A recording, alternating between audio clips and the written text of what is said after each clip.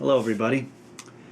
Well, yes, it's been quite a while since my last video, and it's been even longer than that since my last update video. The reason for that all is just because, well, I've been going through a lot of personal issues lately that I'd really rather not discuss right here. But I figure it's about time to get back on the horse. So I think the first thing I'll do is probably what most people have been waiting for a while now. And that is show off my high-grade Reborns Gundam, for which I did that work-in-progress video for. And I had since finished it, and it turned out like this. And I think it turned out pretty good, all things considered. Probably could have done a little better with some of the seam line removal and just some other things that in hindsight I know now how to handle better, perhaps. But overall I can't complain. I managed to do the chest jewel with that chrome underneath the clear piece, and then the clear piece I colored in with a purple Sharpie. I don't know if you'll really see any of that right here. I also managed to do that method on the gun as well for this little circular piece, which they show in the manual but provide no sticker or anything for, so I figured I'd handle it myself. And of course the forehead jewel done in that purple chrome candy colored process as well. As you'll remember, I airbrushed this neon red color on the beam saber. I also put it on the GN drives here, and I also colored in the eyes with some neon green, though you'll probably not be able to see them. I also managed to color in the visor of the cannon mode as well, so that when it's transformed it'll glow under black light too. And just with the detail that's in that visor piece, it ended up looking pretty cool. If I ever feel like doing a more complete and full video to show this thing off, I will of course show you some blacklight shots along with everything else. But right now, I guess I can't say I'm too interested in doing that. I'd rather move on to another project I have in mind, which I'll probably announce later. But I'll leave it up to you guys. If you all, or enough of you, really feel like I should show off this thing in more detail, do a full video for it, I'll concede to that and make a video then. If there's not enough interest though, if nobody comments or wants to see it, then I'll just pass on it and this will have to do. So it'll be up to you guys to make the decision. So, because obviously it's for your benefit. If you want to see it, then you're the ones who have to express the interest. So anyway, let me know, or don't. Previous to that, however, I had also finished another kit that I'm sure a lot of you were wondering about. And that was the Master Grade RX-78-2 version 2.0 titanium finish version. And I also did a little bit of custom work on that. Now, for the most part, what you see here is just out of the box. The shiny white, the chrome blue, the metallic yellow, the chrome red, all that stuff is pretty much out of the box, unaltered. And did my best to avoid nip marks. From this range, I doubt you can even tell there are nip marks. They did a pretty good job of that with this kit, I guess. But what I also did was paint some of the internal frame sections and other parts of the kit in different colors. Now, the kit does come with a sort of gunmetal plastic for the internal frame.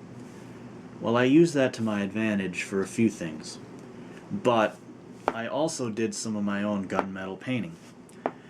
What you see here on the backpack, just up here, is Tamiya gunmetal, the spray. And that worked really well and contrasted well against some of the other stuff I did, like on these thrusters here, if you can see. For that, and a few other places, like on the bottom of the feet here, and on some of the pistons in the legs here, I used that all-clad 2 chrome paint, using the process of laying down a gloss black base coat and then light coats of the chrome.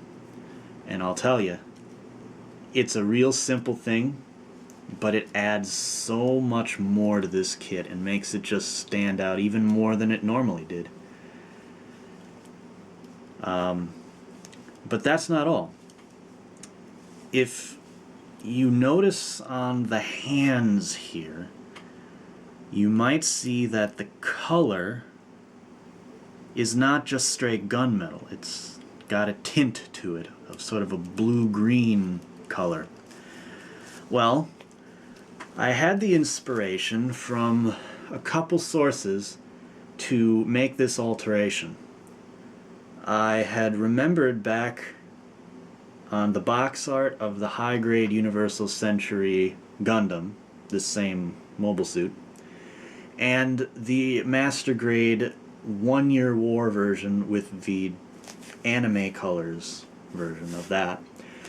They both show this sort of retro art feel for how, if you notice in the original, the Gundam is supposed to have this sort of different colored inner frame, separate from the backpack, separate from the weaponry. You know, it just sort of has that weird blue-green tint to it.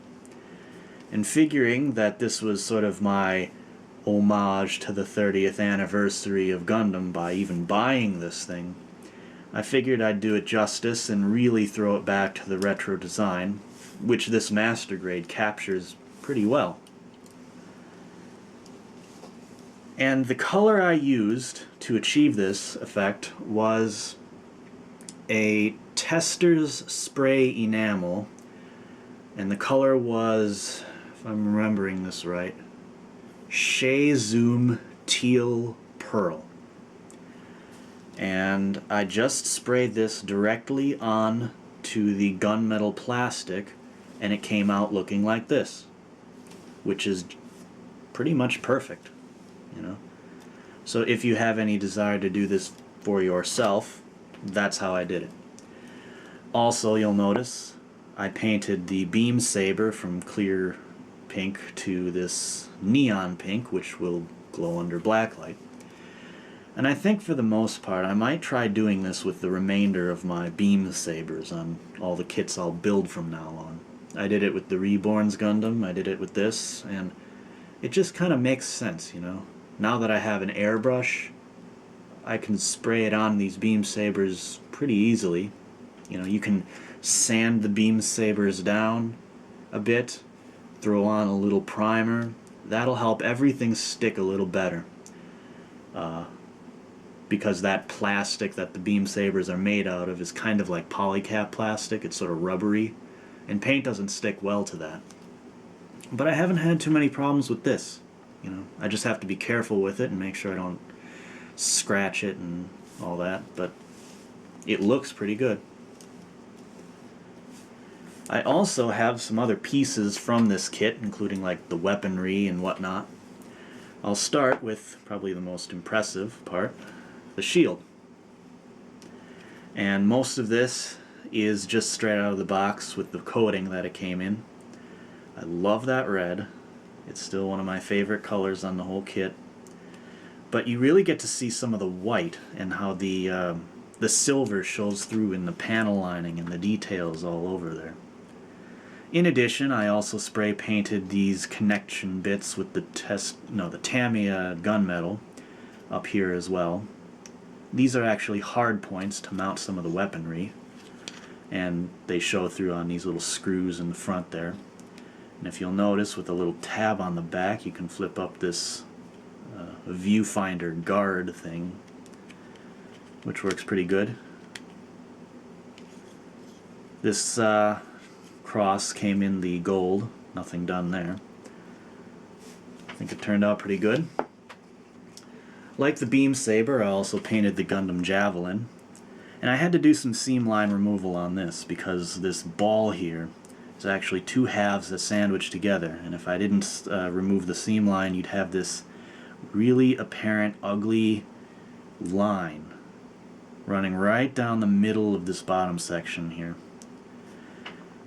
That would totally destroy the effect, and so I sanded everything after gluing it and stuck things together, and airbrushed some neon pink on here, which looks pretty good. In addition to that, we have the Bazooka. In addition to spraying the gunmetal onto the darker parts here, this white is still just the standard titanium. You'll notice I also chromed the venting for back here and the back of the rockets in there. They're all separate pieces, so it was easy to do. And I figured it'd help give this piece some more detail and make it even shinier. I'm really happy with how that turned out. We also have this napalm launcher rocket thing that goes on the beam rifle, which I'll show next. Nothing really special here except more chrome on the back and the gunmetal all over there. And the beam rifle is really cool because you've got this yellow gold sight that comes with the kit. You've got this gunmetal I sprayed on the rest of it, and more chrome on the inside details there, which I think gives it a nice contrast. And one more thing before the big finale of this kit, I guess. Here is your core fighter. Had a brain fart there. And really no painting or detailing done to this except to spray any of the gunmetal parts with my Tamiya paint, including the thrusters back there. Unless I don't think I'll be able to pry it open. But there are little missile hatches in here that I also detailed with a little, orange clear paint to sort of simulate a metallic orangey red missiles that are in there, which look pretty cool. And again, if like the Reborns Gundam, anybody wants to see this kit in more detail and a full video of it and everything, let me know. Put a comment down below, express the interest, or else I'll skip on to something else. But there's your core fighter. And the piece de resistance is the Gundam Hammer. Completely chrome-plated Gundam Hammer.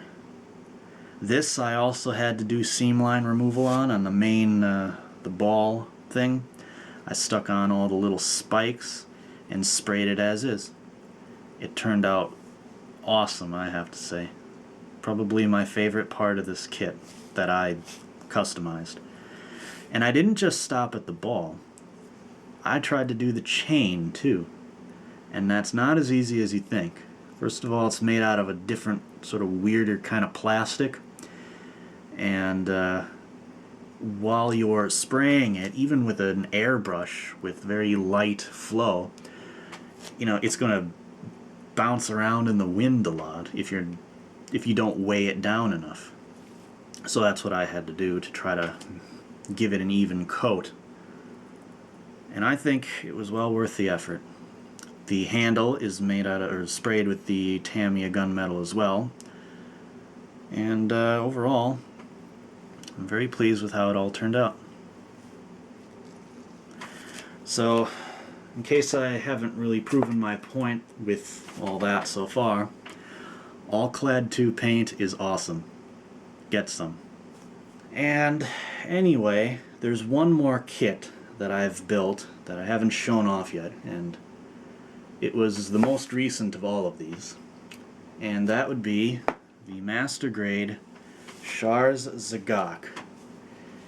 And this one was built after the Reborns Gundam, and after having done such a complicated, involved process with seam line removal and painting and all that kind of tricky process stuff, I decided I wanted to take it easy on this one. Besides, I didn't have paints that would have matched the right colors anyway. And I did this up, detailed it pretty well, panel lined it, gave these claws, if you'll notice, a silver paint job. It's actually the Tester's Bright Silver from the Quill line of paints. I did that on the claws. I did it in certain detailed areas in the inside joints of the arms, and the legs. And I did it on like the bottom of the feet, and in the thrusters in the backpack, and down there, wherever that is. And gave the mono eye a neon pink paint so that it'll go under blacklight, and overall, I have to say I like how it turned out. A simple project, but it went fast and it was easy, and I guess that's just what I needed to sort of recharge my batteries. Of course, after this, you know, all my personal crap started hitting the fan, so I wasn't able to really continue building things. But this is the last thing I've built recently, so I figured I'd show that off too. And again, like all the other kits, if you really have an expressed interest in seeing a video of this up close and personal, let me know with a comment down below, and I will try to accommodate. Well, anyway, now that that's out of the way, I also have some birthday stuff that I want to show off. And, you know, my birthday was a while ago, but I never got around to making a video. And I guess we'll start with this. Some paint supplies here. I picked up a bunch of these eyedropper thingies because I just ran out in the middle of some of my projects here. And they're harder to find than I thought they'd be. I managed to get them at a place called American Science and Surplus. It's a store I've mentioned in other birthday videos I've done. And of course, these are good for siphoning paint and thinner and mixing and all that kind of stuff. I bought about 40 of these so that I'll be sure not to run out anymore. At least not anytime soon. From the same place, I also picked up this cool dental tool. And what I can use this for is scribing panel lines with the tips. Sometimes the panel lines you get don't run deep enough for me to use an inking method that I do. So I figure this will be helpful. I ran into that problem with my Master Grade Zgok. Since it's an older kind of kit, its panel lines aren't always as defined and sharp as some other kits are nowadays. So this will be helpful whenever I encounter a problem like that, or if I want to scribe panel lines of my own. And one more thing from that store. Actually, a couple more things from that store. First of all, I picked up these jars. I've got about 5 of them. And what's cool about these is they come with little droppers of their own. They've even got measuring gradients on them. Unfortunately, they don't like reach all the way to the bottom, even when you screw them in all the way. So there might be a little waste. But if I'm storing larger quantities of pre-thinned paint for airbrushing, like let's say maybe all the way up here, this would be great for doing that and measuring things out, maybe. Anyway, I figured at $1 each, I couldn't really pass them up. I'll try them out and see how they work. And the last thing I got from that Science and Surplus place was a couple sheets of this hollow foil paper. Now you may remember a couple years ago I picked up a magnetic hollow foil sheet. Well, that thing was really hard to work with, and I already kind of fudged up some parts of it. I can't say I used it for too many things though, but at 25 cents a piece and being real paper, it'll be easier to work with, and I should be able to find some uses for it eventually, maybe. So at least I got that, if I find any reason to have it. Now moving on to some other things. I picked up from Radio Shack 3 packs of Alligator Clips, 8 each. Each one was about $2 to $3, give or take. And I got about 24 of these now, on top of the ones I already have. Now I can clip even more pieces for those really complicated projects like, you know, master grades or whatever. I also picked up a couple of new jars. And these will be helpful because they are the same size and shape as the ones that came with my airbrush, which means I can take these jars and store colors in them for using in my airbrush and screw on this spray cap, which will fit perfectly, and then I can have more colors at my disposal ready to spray whenever I want. So that's good to have, and each one was about $1.50 each, so it was a pretty good deal. I also picked up a bunch of paints that I can use in those jars.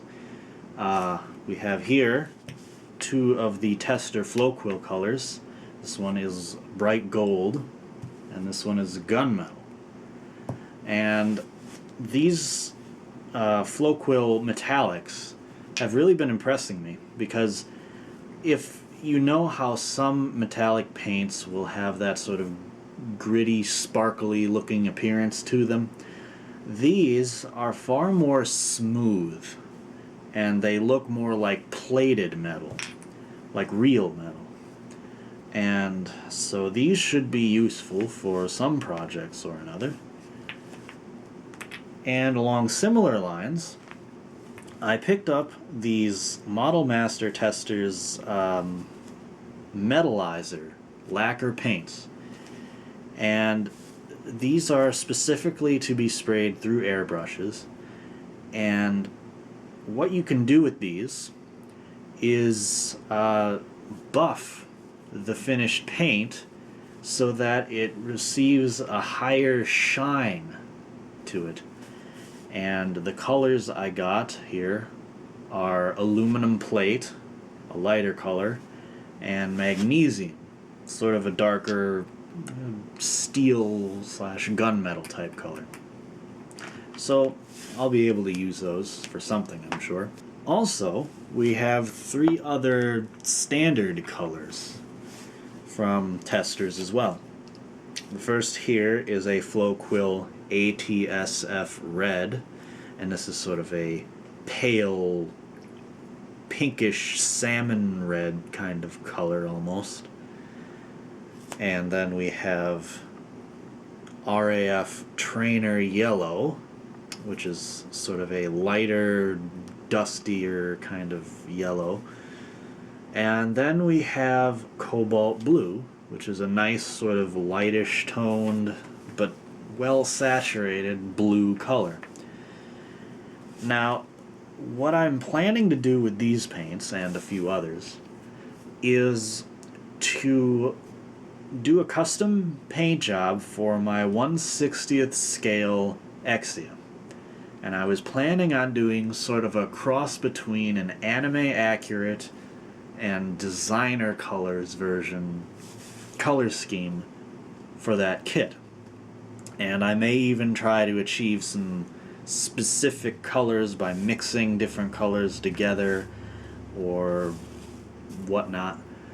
And if I ever do a work in progress video for that kit, then I will be sure to show off whatever I do. And that'll include any paint mixing and all that. I also picked up this crystal coat from the Flow Quill line. I kind of feel a little stupid about it though. I wanted to pick up a clear coat for airbrushing, but I already have a clear coat gloss, and this is like very crystal gloss top coat. I mean, on the one hand, it is an enamel paint, so it's a little more durable. But I've already got an enormous bottle of this Pledge Future Floor acrylic polish, which is a really great glossy top coat. And you can spray that through an airbrush just fine. It hardens pretty well and no problems. But I guess it slipped my mind when I was out shopping for whatever reason that what I really was looking for was a dull coat that I wanted to use on like my Exia, let's say. So I have this now, and I went out looking again, and turns out they didn't have dull coat for an airbrush.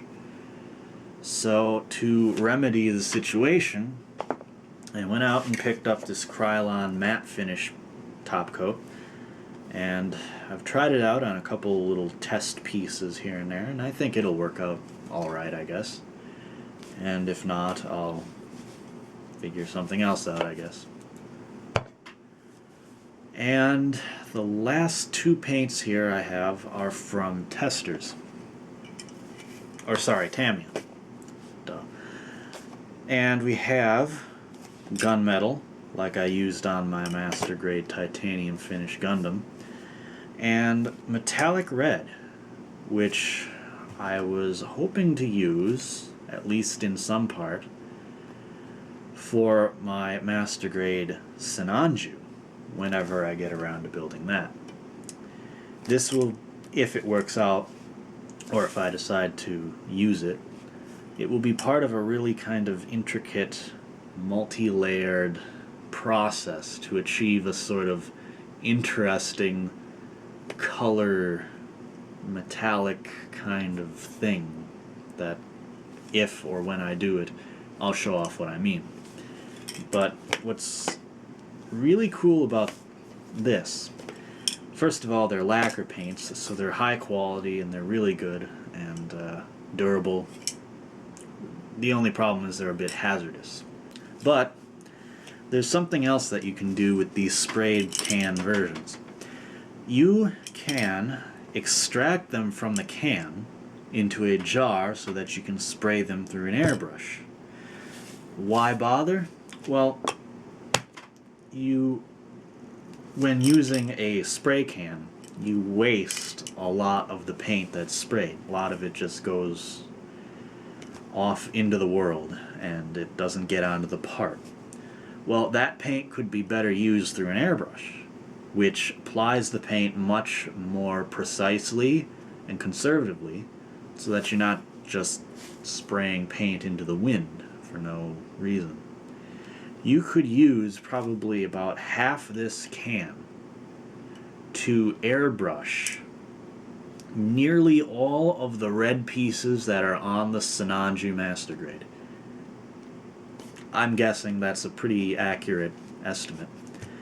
And if you tried using just the spray can, you might be lucky if you get away with any more than half of all those red pieces with just spraying the can. that's how precise and conservative those airbrushes really are. So that's a good thing to do. A word of warning though. When you are extracting the paint into a jar, first of all, you got to be careful of the fumes, you know. But also, if you're going to spray it into a jar like this, you know, for spraying into an airbrush or whatever, you have to let the fumes cook out of the paint here. If you don't, and you screw the cap on, pressure will build inside the jar, and that's not good. And it could also affect how the paint comes out of your airbrush, and you know, it could just screw things up like that, or I don't know. It's not a good idea to just spray it in and cap it right away. Give the paint, I would say, at least a good half hour to cook off all the fumes that are in it with, you know, the propellant and all the other stuff. You know, keep it outside, uncapped, agitate it a little every now and again, and, you know, that'll get the bubbles going, and that'll make more of it come out and come out. And then after it's really perfectly settled down, then you can store it, and then you can spray it. So, just a word of warning to those who didn't already know. And that is almost everything, except for a couple other things here. First of all, I got a couple books. And the first one here is Sam Harris's The Moral Landscape, How Science Can Determine Human Values. I'd been watching a lot of videos by and about Sam Harris and the late Christopher Hitchens and Richard Dawkins and people like them. And, you know, I've always really kind of agreed with their philosophy or their mentality about things, specifically certain religious topics and moral topics. And I decided to pick this up just to sort of get a more in-depth look at Mr. Harris's view. And I haven't gotten too far through it yet, but I have to say he's making some pretty good points, and I think it's worth it to anyone on either side of the issue here to look into it and make their own decisions on these matters, you know. That's what I think is the most important, you know, just being intellectually honest with yourself about the nature of reality and our place in it.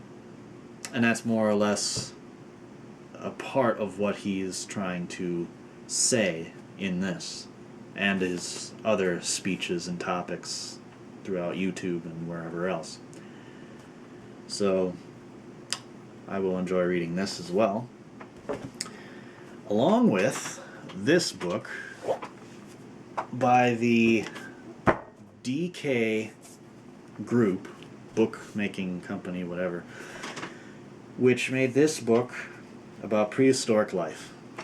And every once in a while, this company or this publisher will come out with really authoritative and in-depth books about different subjects. Like, for example, I have another one of their books about the universe itself, like astronomy, cosmology, astrophysics, what have you. And it basically tells you everything and anything there is to know that can be known yet about the subject at hand. It's so thorough, and there's basically a complete history of the entire discipline or subject. Basically all the way from the very beginnings of the universe to the presumed end of the universe to you know, a complete and total star catalog and constellations, star charts, lists of different nebulae and galaxies that you could observe, and of all the planets, etc., etc., etc. I mean, just about everything there could be to know about the universe at large. That book has something about it to say. And this is something similar about prehistoric life. It begins by discussing, the origins of our solar system. Like, you can't know about life on Earth without talking about the formation of the Earth. And you can't talk about the formation of the Earth without the formation of the solar system. So they're going right to the very beginning. And they lead from there on to, the formation of the planet, the inner workings of the planet, etc., etc. Very in-depth. And moving on then to like the very first life forms that ever came to be, all the stages and ages of prehistoric life that went from the first celled organisms all the way to dinosaurs, and then to prehistoric mammals, onto the first human ancestors even, and I think there may even be some more to it.